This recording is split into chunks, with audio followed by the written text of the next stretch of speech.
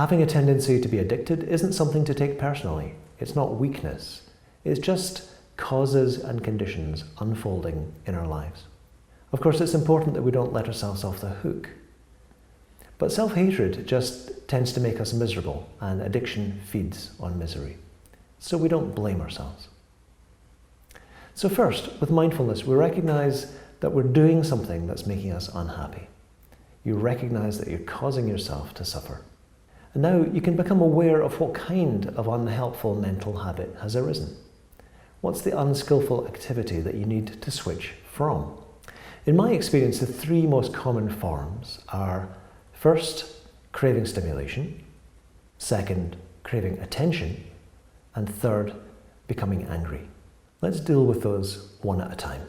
Firstly, if you're craving stimulation, you can take a mindful break. You can step back, notice physical sensations in the body, notice your feelings, notice the sensory reality of your surroundings. Now, this all provides a different kind of stimulation from online activities, a more wholesome and grounding kind of input for the mind.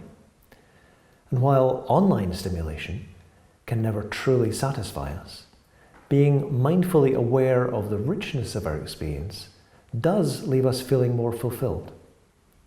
So here, you're switching your mind from mindless stimulation to mindful appreciation of your direct experience.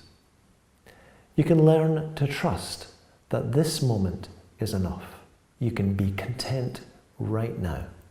Second, if you're craving attention, then you probably aren't feeling good about yourself.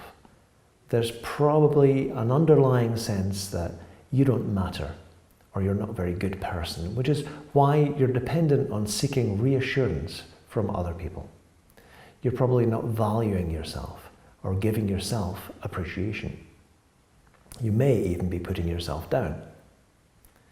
So to switch to a skillful alternative to craving attention, you can give yourself some love, compassion, and appreciation. You can place your hand on your heart and say to yourself, "It's okay, I'm here for you. You matter and I care about you. I'll take care of you." Let yourself feel this love. You can learn to trust that you are enough. Thirdly, when we get angry, which is the third way we often behave unskillfully online, you probably don't have enough kindness and empathy in your heart at that particular moment. Kindness and empathy toward others. When you're seeing others acting or speaking in ways that disturb you, you react with ill will. Maybe you speak or write unkindly, maybe you insult people.